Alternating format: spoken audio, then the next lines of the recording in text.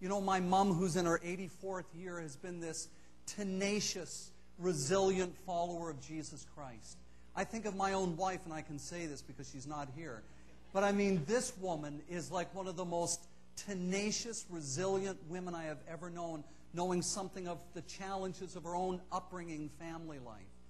And I think of people in my past, Bethel Baptist Church days. Some of you know of Bethel Baptist in St. Catharines, where I was raised and baptized as a 12-year-old.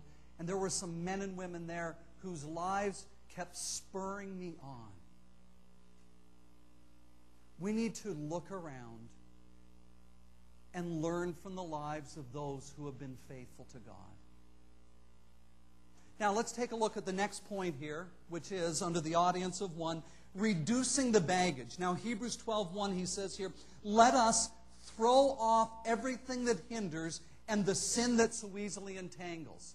Now, what would happen if I went out from the building, and let's assume it was 70 degrees. Let's just pretend. And I know some of you are going to 70-degree weather soon. Good for you. Anyway, if I tried to run a race with exactly what I'm wearing, how would I do? Poorly. I mean, you can be honest. You know, here's the reality. Even if I was dressed right, I probably wouldn't do that great anyway. You know, 4 knee operations will shut you down pretty quick. But here's the point. He uses this athletic imagery. And the writer was aware that sports and major games, the Olympics, but also there was another set of games called the Isthmian Games in century number 1. The marathon race was the centerpiece athletic event. And the runners would strip down, they would really strip down. I mean, we're talking like Speedo strip down, sometimes even more so than that.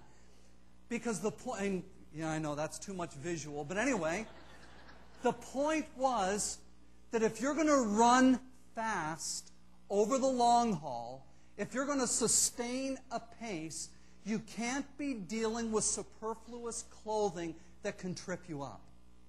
So the writer is saying, listen, if you want to build on the foundations of truth, you've got to understand the need to reduce your personal baggage.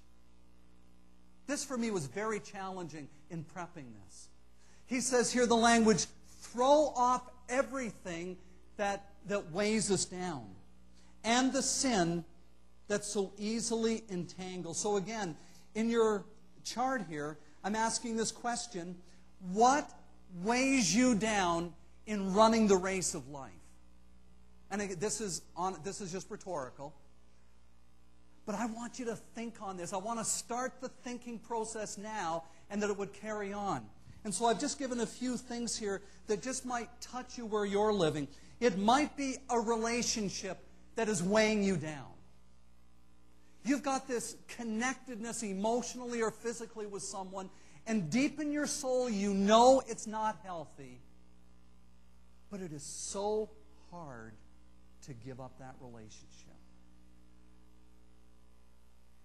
And you know you should. When I was 20 years of age, I was connected for 4 years with a gal in St. Catharines. And it was assumed that she and I would get married, and I was this, in name a follower of Christ. But for 4 years, we engaged in a significantly promiscuous relationship. And then when God started to speak to me and say, John, this immorality, it's not in keeping with my words.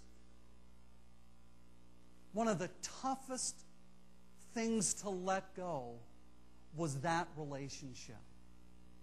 And so on May 31st, 1974, when I said to her, listen, I'm going to try to follow God and go His way, she said, I am not interested. And I remember as if it were yesterday, turning around on the gravel driveway at her address on Main Street in Port Dalhousie and walking home. And that is when my life would never be the same again. Not a perfect life, but a whole new orientation. Was it hard to give that all up? Absolutely. But did it enable me to start running with more clarity? Yes. Some of us in the room, We have relationships that are weighing us down. Now, I say this certainly with some provisions that you might say, you know, John, yeah, the relationship is with my parents, and so I'm going to divorce them. You know, don't take my words to extremes that aren't appropriate. You might be going, man, my wife and I, we're just, you know, we've had a bad couple of weeks, and so now John's saying I can walk away. No, that would be nuts. So, but you take what the Scriptures are saying and say, God, what needs to be discarded? What baggage needs to be reduced? It could be a pursuit. It could be a personal agenda. It may be a memory of something in your past that haunts you. We have a lot of people in the room, a lot of women. Odds are in the room, there's a woman or two that has had an abortion in their past. And you are haunted by that. And you yearn to know the forgiveness of Christ. But you wonder, can He forgive me for that sin? And communion reminded us we are not outside the scope of hope with any sin, except the sin of rejecting the love of God. I don't know what your memory is that maybe weighs you down, but on this Sunday morning, I encourage you to be honest with your God and say, God, I feel so ashamed, but I give it up to you, believing there is forgiveness, even for this past deal. And it might not be the past of a year ago or a decade ago. It might be yesterday or a week ago. What do you need to shed? It may be a recurring behavioral or attitude that just isn't healthy. It could be a behavior of gossip and mean-spiritedness. It could be emotional immaturity of some expression, whether it's being defensive or playing the pity party or making life and your family revolve around you and your needs. I don't know what that is. But what needs to be shed? Because we can't run with stuff that is destructive or unhealthy. We can't run well.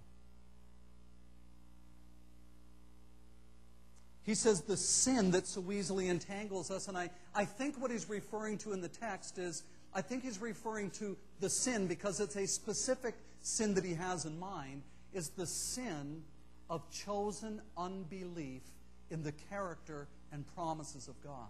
Chapter 11, he's just touting the importance of an active, obedient, courageous, resilient faith. And so I think he's saying, listen, deal with those struggles of unbelief. Deal with your doubts. Don't be ashamed of them, because many of us in the room, I struggle with doubts at times. I wonder why certain prayers don't get answered, like selling a house so we can move down here. Seriously, folks, this has become for me at times a profound spiritual test. Will I trust even 6 months into a journey that at times is pretty taxing? So one of the ways that we can strengthen our faith is to create our own personal libraries. And I am a huge book person. And so as I've been developing this series, books like The Barbarian Way by Erwin McManus, A Resilient Life by Gordon MacDonald, The Call by Os Guinness, I would encourage you, create your own personal library so that you learn from others in their journey, so that you can be strengthening your marathoning spirit and a bounce-back behavior. Okay, let's go to the next point here, which is refocusing on Jesus Christ. He says, let us run with endurance the race marked out for us. And that race, at the core of it, is a life of loving God and loving others through servanthood and care. And again, that's very general, but that's the core of it, because one day